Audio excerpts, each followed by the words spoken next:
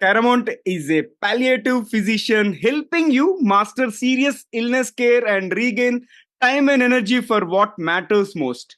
She's a caregiving coach, author, coping courageously. She's also a podcast host, keynote speaker, and medical educator as well as editor. And as we prepare to delve into our conversation on the topic at hand, when positive is negative and mastering courageous conversations, here's an exciting twist. So, Delia, get ready for a rapid fire round of random words. I'll mention a few and I would love to hear the first thing that comes to your mind in response without thinking much. If you're ready, let's get started. I'm ready. Let's do it. Curiosity, Openness, invention, problem solving, future, mysterious, book, relax, movie, cozy, aliens, aliens, fascinating, universe, unlimited, leadership, empathy, role model. inspiring, Last one is success. internal, inside. Amazing. And thank you so much for participating in the first rapid fire round. There is one more waiting towards the end of the episode. And before I welcome you formally to the show, let me welcome the audience. Folks, you have tuned into the Guiding Voice podcast series where we embark on transformative conversations for a better future. I'm your host, Naveen Samala, dedicated to making the world a better place through valuable discussions that add value not only to your life, but also to your career. Thank you so much for tuning in. And Delia, hearty welcome to TGV. How are you doing today? I am great. Thank you so much for having me. And a pleasure to have you here. And let's get the ball rolling. We'll begin with your success mantra. So please share with us the top 3 things that have attributed to your success so far. I think the top things that have added to my success are the first one is empathy, because understanding what other people need helps you move forward. Mm-hmm. The second thing is a game that I play with myself that I call hot or colder.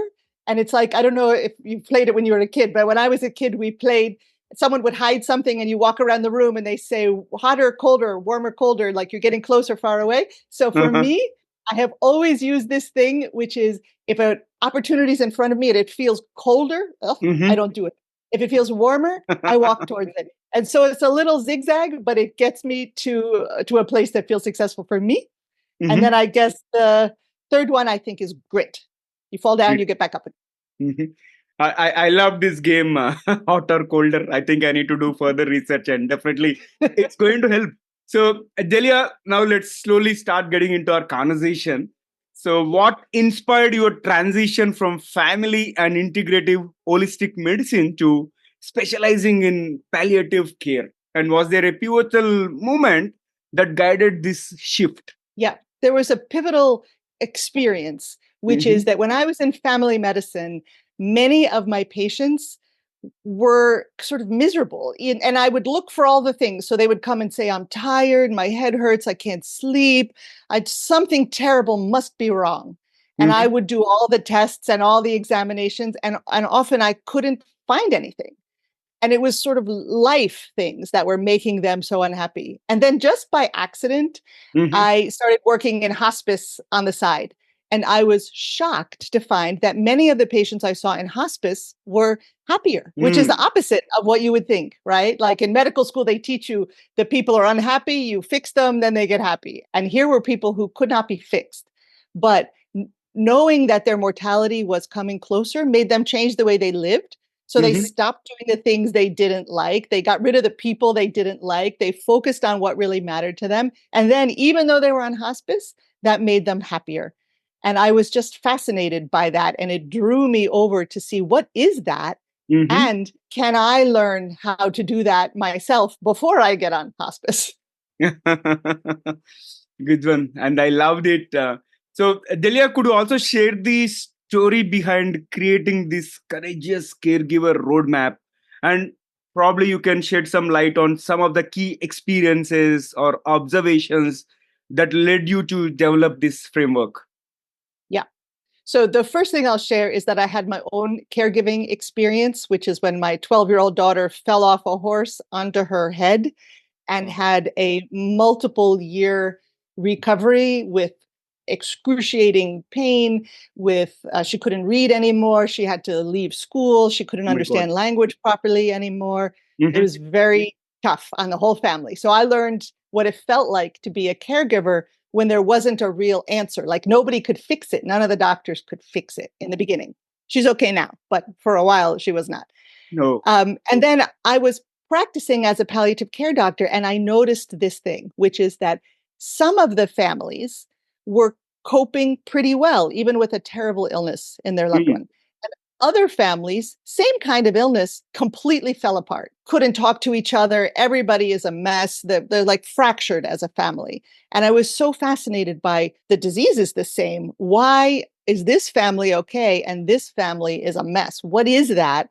And if you take the things that the families who are coping are doing and teach it to the other families, can they do better? And it turned out they can. And those were the things that ended up in my book. Awesome. And I'm so sorry to hear about your daughter, and I hope she's doing well now. Thank you. Yeah. She is. Thank you. Yeah. Thank wonderful story of resilience. And this is so inspirational for sure, Delia. And now let's switch gears and talk about this toxic positivity. I've heard about toxic negativity, but what this toxic positivity is all about and how it manifests in our daily lives as well as interactions.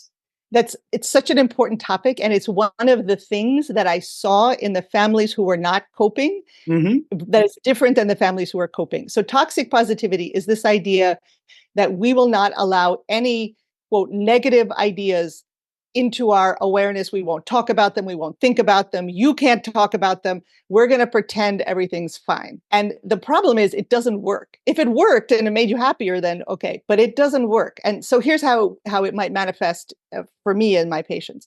So a family might be in the hospital room and I walk in and the patient might say, this has happened many times, oh, doctor, what if the chemotherapy doesn't work? The oncologist just said it might not work. And the family jumps all over the person. Don't say that. You can't talk that way. You have to be positive. Don't you ever talk that way again. And here's what happens. The patient shuts up. Yeah. Because they just got the message from their family. That question is not welcome here. But here's the thing. It doesn't take it away from the patient's mind. Yeah. It just now makes them be alone with it. Right? So if they're afraid, if they're saying, oh my gosh, what if I'm not here next Christmas? Now their family shut them down. Now they are alone with that fear. Yeah. And that separate, now everybody's afraid to say anything. And that sends the family members into their own corners. So they're not together. And I saw how toxic it was and how it worsened people's quality of life. It did not improve it. Got it. And now let's also talk about the common signs or behaviors that indicate someone may be engaging in toxic positivity, either towards themselves or others. So it happens in daily life too. It's not just when people are very sick. So in daily life, if someone says, oh gosh, I don't know if, this job's going to work out. And your friend says, don't say that. Don't say that. You have to be positive. So the message you get is, oh, I just said a wrong thing. And now I have that thought still, but now I know from my friend that I can't share that with this person. And so it happens in families, it happens with friendships, it happens with spouses all the time. The basic idea is someone shares a difficult idea or thought, and the other person says, oh, you have to be positive, don't say that. And it just shuts down that person and it fractures relationships. Yeah. Because that when we have a difficult thought or we're worried about something, and we want to share it with the people that we care about. But if you share it with someone you care about, and they're basically saying, you are not allowed to share that with me, then you retreat away from that person and that relationship gets a break.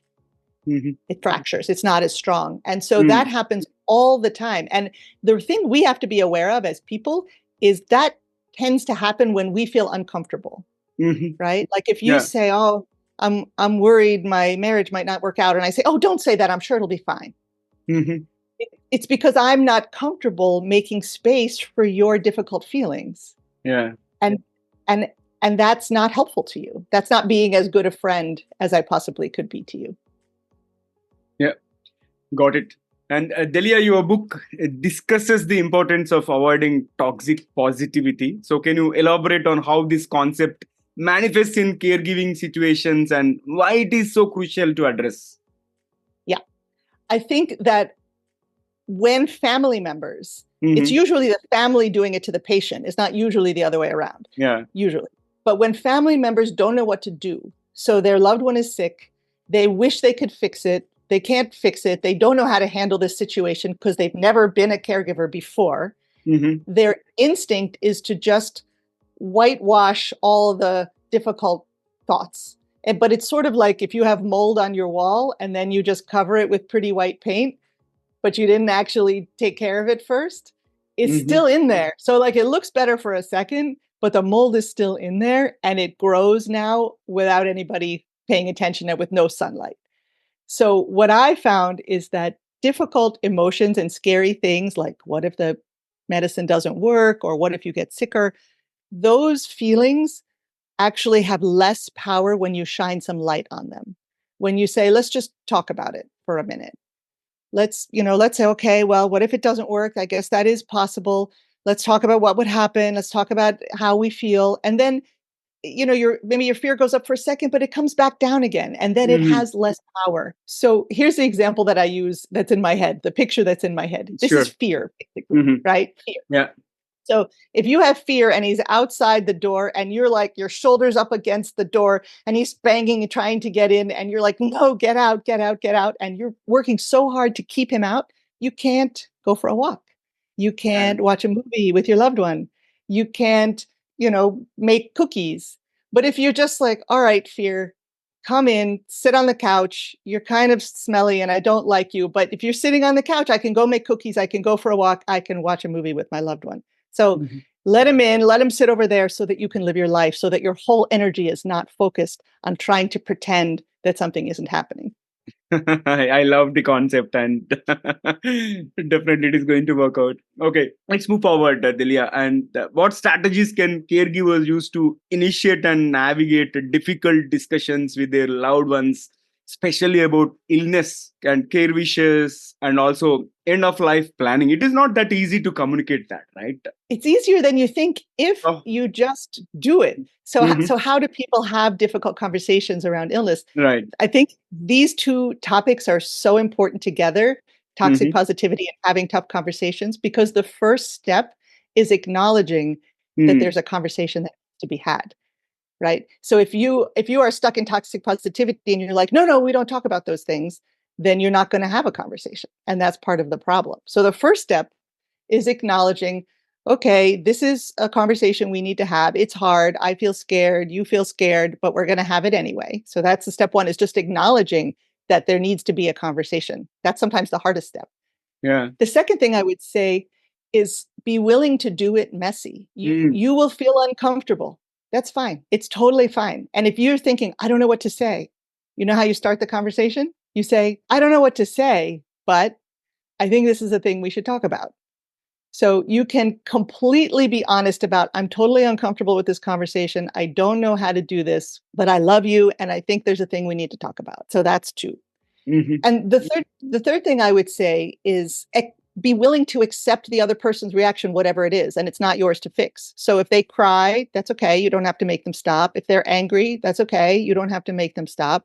It's fine. Like you're feeling what you're feeling, they're going to feel what they feel, and that's okay. Big emotions come with tough conversations, and it's totally fine. Like if they start to cry, you don't have to shut it down and go, oh, never mind, forget it. Just let them have their feelings, and you're allowed to have yours too. Great insights and thoroughly enjoyed the conversation so far. And it's time for us to add some more excitement and some more fun. So get Okay, ready for the second rapid fire round. If you're if you're okay, let me shoot the first I'm bullet. okay. Let's do it.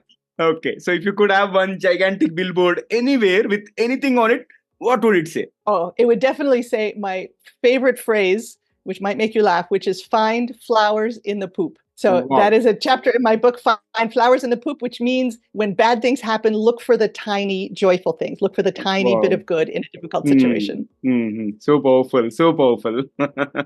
So, Delia, if you were to swap your life with someone for a day, who would it be and why? Ooh, ooh. The first thing that comes to my mind is the panda zookeepers, the ones who Ah. play with the big, huge, giant pandas. I would love to experience that. But a little more serious one is if I knew for sure that I could come back, I would love to experience what is a near-death experience, as long as I knew for sure that I could come back. Both are creative. I loved them. And can you describe yourself in just one word? Yeah, questioner. Someone who Question. questions. Awesome. And what is the weirdest thing that you have ever Googled? Oh, that's so funny because it was literally last week. I Mm-hmm. Googled, why does my dog smell like fish? I literally did that. And so apologies for saying this on your show, but it said, your dog may have blocked anal glands. And I called the vet, and that's in fact what it was. I only knew that because of Google. Thank you, Google. Okay. Here comes the next one. Complete Okay. this phrase 3 times. Okay. Never have I ever. Never have I ever jumped out of a plane, and I never will. Thank you very much. Never have I ever eaten puffer fish. I almost said eat bugs, but I did. I was in Africa once and I did eat grasshoppers. And never have I ever been to the Galapagos Islands, but I will. I want to go. So that's on my bucket list. Interesting. And wish you good luck on that. And here comes the last bullet. What is one electronic gadget or a fantasy gadget that you like to see or invent yourself? Oh, I know this one for sure. I would love to have a dog translator. I would love to know what my dog is thinking and be able to talk to her. In fact, that is one of the biggest wishes of my wife as well. She Really? also used to know what our dog is thinking, and luckily she's not around. Actually, I have to take her for a walk, and sometimes she comes and she greets the guests as well. Mine is sitting right behind me on a heating pad.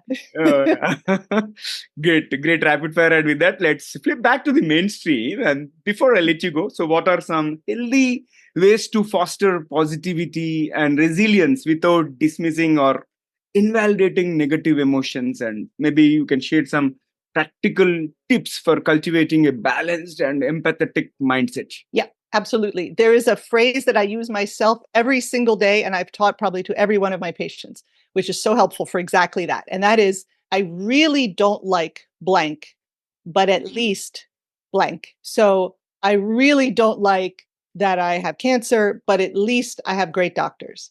I really don't like that I lost my job, but at least my spouse still has a job. It could be small. I really don't like that I have to go to a meeting today, but at least I got a good parking space. And they even could be unrelated. So I really don't like that my boyfriend broke up with me, but at least I have air conditioning. It could be unrelated.